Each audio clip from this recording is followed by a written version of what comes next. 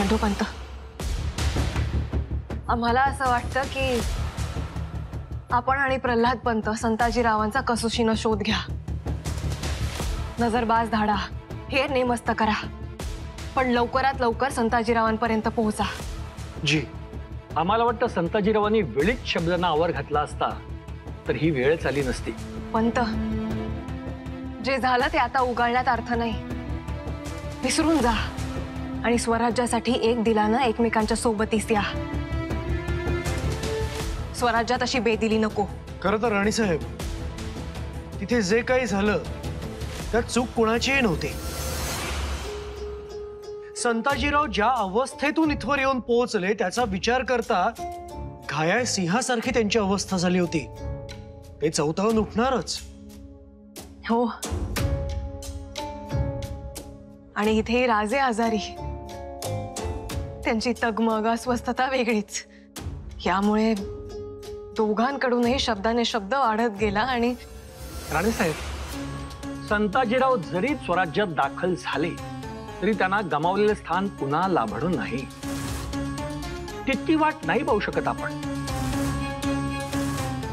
इतिहास आठवा, पूर्वी नेताजी पालकर थोरल्या महाराजांशी भांडून असेच निघून गेले होते। ते पुन्हा माघारी आले, पण त्यांना सरसेनापतीपद पुन्हा लाभलं नाही। आपल्याला नेमकं काय म्हणायचंय पंत? राणे साहेब, संताजीरावांचं जे होईल ते होईल, पण स्वराज्याला सरसेनापती नसणं म्हणजे शत्रूच्या हातात ओलीत। अशा काळात सरसेनापतीची निवड तात्काळ केली जावी। घाई करू नका पंत। संताजीरावांसारख्या सेनानीवर अन्याय होईल। संताजीराव, धनाजीराव आमच्यासाठी स्वराज्याचे चालते बोलते गड आहेत। मुघलांविरुद्धच्या लढ्यात प्रत्येक मराठा आमच्यासाठी एक बुलंद बुरुज आहे, आणि हे बुरुज आम्ही ढासळू देणार नाही।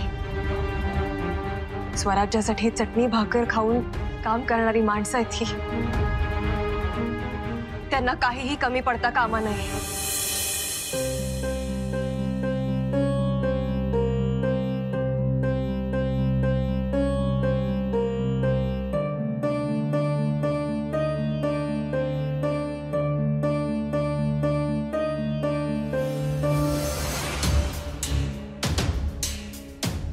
दादाराव, कांदा घ्या।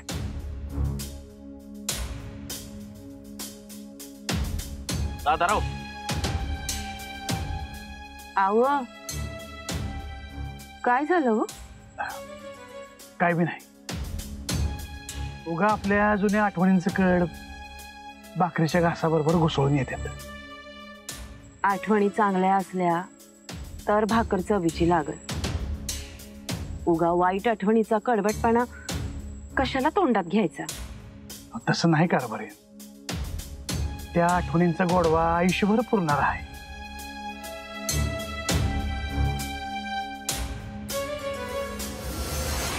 दादासाहेब, एक काम होत। कसलं?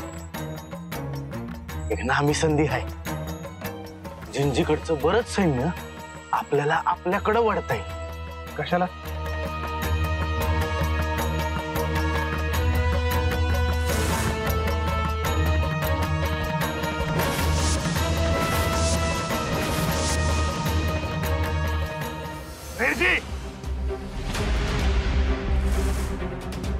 या असल्या योजना पासनात गुंडवून ठेवायच्या। स्वराज्यातलं सैनिक फोडून आपल्याकडे आणायचा विचार डोसक्यातनं काढून टाकायचा। पर दादासाहेब, वेगळं लढायचं तर आपल्याला सैन्य वाढवायला नका का?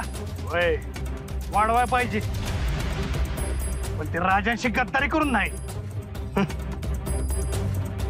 कसले महाराज आणि कसल्या राणी साहेब? बाहेरजी,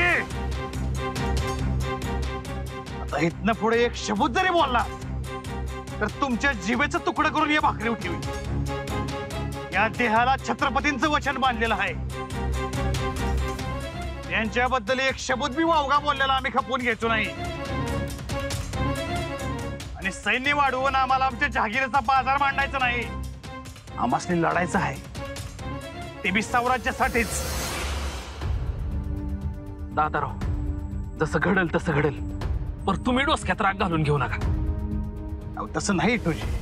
अहो राजाराम महाराज आमच्या विरोधात असलं तरी शेवटी त्यांच्या अंगात थोरल्या छत्रपतींचा राग आहे आणि आम्ही त्यांचं पाईक आहे. आणि राणी साहेब म्हणजे आमची धाकली बहीण. अशा राजा संघ आणि आमच्या बहिणी संघ दगा नाही. नाते जपायचे आहेत ना, मग कशाला पाहिजे समज.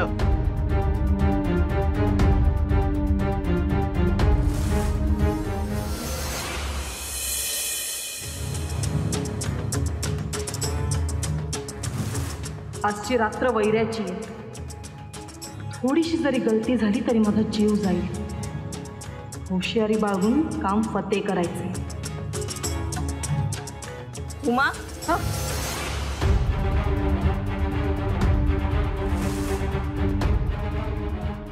सगुणा, अगं कुठे कुठे शोधायचं तुला? हवं तुम्ही कशाला आला सा? निरोप धाडायचा ना कुणाकडनं तरी. महत्वाचं काम आहे, चल. भाईजी चल.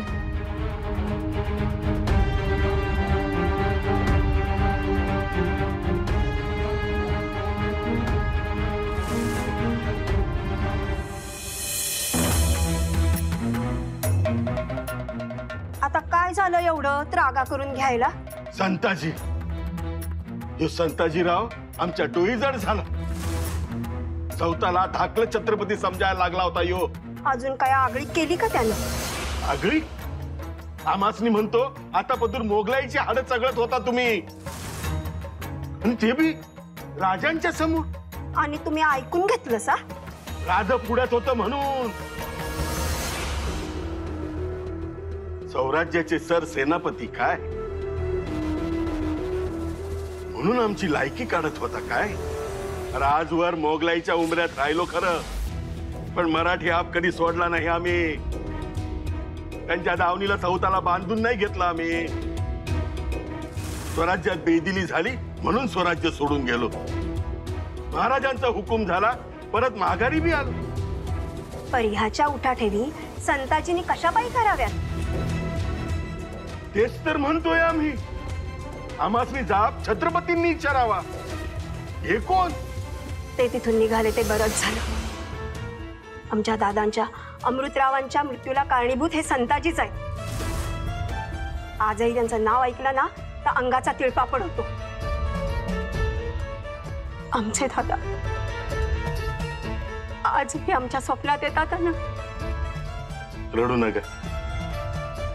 तुमच्या अमृतरावाचं मरण वांझोट नाही गेलं. त्याचीच दैवानं शिक्षा दिली म्हणायची या संताजीला. आता दारोदार रानोमाळ भटकायची येळ आली आहे त्यांच्यावर. एवढं झालं आत्ता पातूर, पण ताराराणी साहेबांनी संताजीलाच पाठबळ दिलं, त्यांच्यावर दया दाखवली. त्यासनी का कळत नाही की हो संताजी त्यांच्या बी जीवावर उठेल ते. आपको इस रास्ते से आगे बढ़ना है. पूरब से लेकर दक्षिण तक पूरा इलाका छान मारो. इस तरफ समुंदर है, उत्तर में हमारी खोज जारी रहेगी. जी. हमारा तकमीना कहता है संताजी यहीं पर होगा. रफ्तार से उसे चारों ओर से घेर लेंगे. हमें आज और अभी निकलना है. तैयारी कीजिए. जी हुजूर.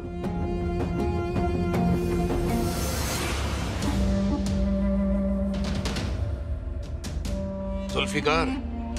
जी अब्बू. मुगल सल्तनत के वफादार मुलाजिम होने के नाते हमें आप पर फक्र है, नाज करते हैं हम. बस यही एक मौका है हमारे पास अब्बू खुद को साबित करने का. कुछ भी हो जाए हम ये मौका गंवाना नहीं चाहते. आज संताजी अकेला है, कल उसका नामो निशान नहीं रहेगा.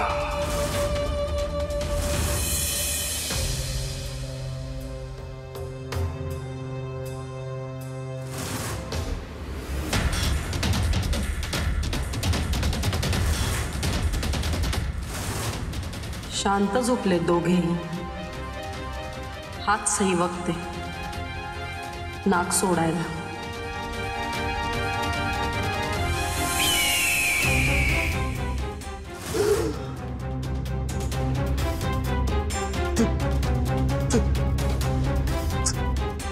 ताराबाई. हा, ताराबाई. तू जन्माला आलास तेव्हाच तुझं भाग्य लिहिणाऱ्या नियतीला विचारलं असतं तुझ्या मृत्यूचं नाव काय, तेव्हाच तिने सांगितलं असतं ताराबाई. नहीं नहीं नहीं नहीं हमें मत मारो. अरे तुला मारलं तर धरतीचं ओझं सुद्धा कमी होणार नाही, पण हा पापाचा पूर नक्कीच ओसरेल. मरायला तयार राहा औरंगजेब. मत मारो हमें.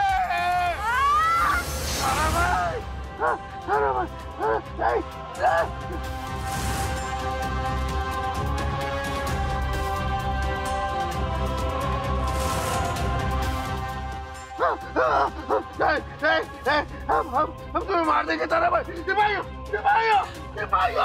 अब्बू, हम हैं जीनत. अब्बू, कल रात आपको तेज बुखार आया था, आप ठीक से सो भी नहीं पाए. आपने दवाई तो खा ली थी ना? हम कोई दवाई असर नहीं करेगी. हम ताराबाई के लव की ठंडक इस बुखार को उतारेगी. ये हमारे कलेजे में उतर चुका है. अब्बू जान, आपने उस उमाबाई को भेजा तो है ना? देखना, वो उस तारा का काम तमाम कर कर ही लौटेगी. हमें तो पूरा यकीन है अब तक उसने जीत हासिल भी कर ली होगी. आप चिंता ना करें, कुछ भी हो, लेकिन इस बार वो ताराबाई नहीं बचेगी.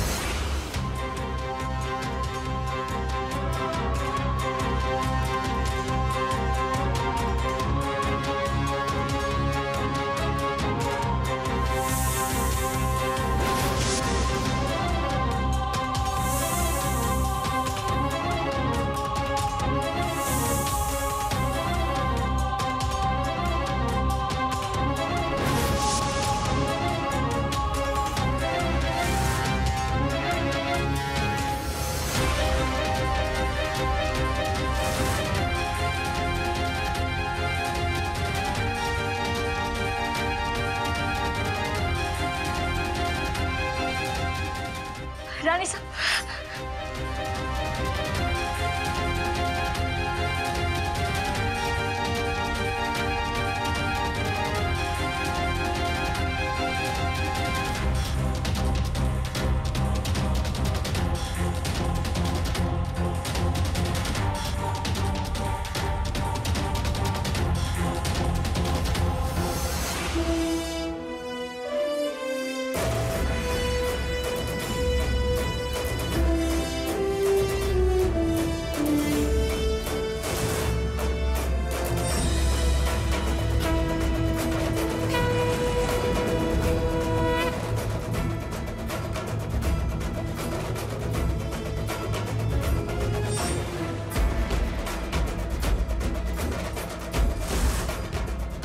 नागराजाला जंगलात सोडून या.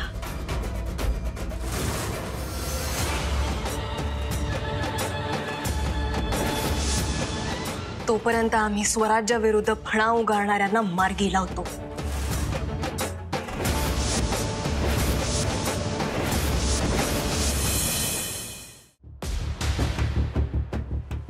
पाहिलं खंडोपंत, गडावर कित्येक दिवस आम्ही हे विषारी साप पाळून ठेवले होते.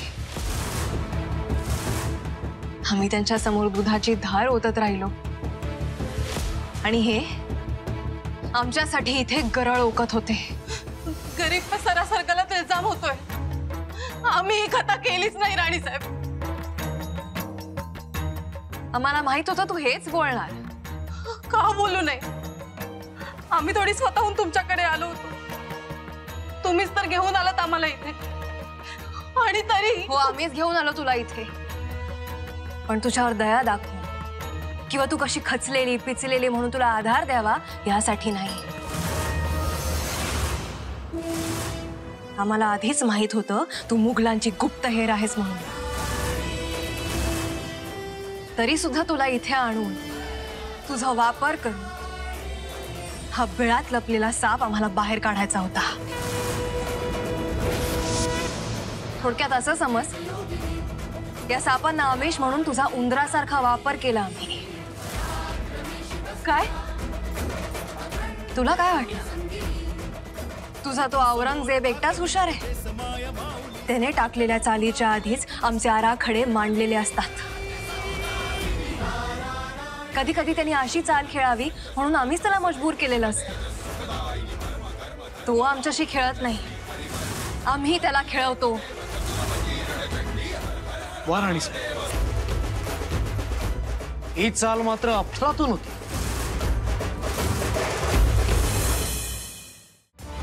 खंडोपंत, वर्षानुवर्ष फितुरीची बिळं पोखरून हे साप आमच्या आमदनीत राहत होते. काही करून यांचा छडा आम्हाला लावायचाच होता. मग ही उमा आम्हाला भेटली आणि एक गोष्ट पक्की झाली की या फितुरांना जाळं टाकून आता आपण पकडायचंच. म्हणून या उमाला आम्ही इथे घेऊन आलो. आणि इतकंच नाही तर गडावर सर्वत्र वावरण्याची हिला पुरेपूर मुभा दिली. मात्र त्या प्रत्येक क्षणी आम्ही हिच्यावर लक्ष ठेवून होतो.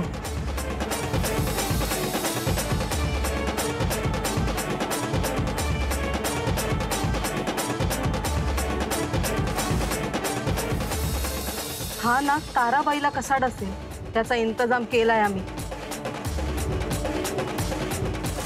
आणि अशा अनेक गोष्टी, कितीतरी कारनामे पाहिलेत तुझे. प्रत्येक गोष्ट तू कबूल करावी अशी अपेक्षा नाही आमची, की तुला पुरावा द्यायला आम्ही बांधीलही नाही. प्रत्येक घटनेचे प्रत्यक्षदर्शी आम्ही स्वतः आहोत. त्यामुळे आता तुझी गय केली जाणार नाही. आमच्या स्वराज्याकडे पुन्हा वाकड्या नजरेने कोणी बघणार नाही असं वचक बसवा. या दोघा नराधमांना सजा एकच, मृत्यूदंड. राणी साहेब माफ करो, माफ करो राणी साहेब, गलती झाली. राणी साहेब माफ करा. घेऊन जा यांना. माफ करा राणी साहेब, राणी साहेब दया करा. राणी साहेब, राणी साहेब दया करा. राणी साहेब.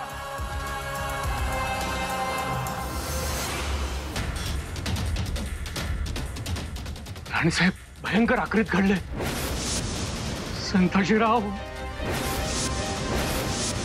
काय झालं संताजीरावांना?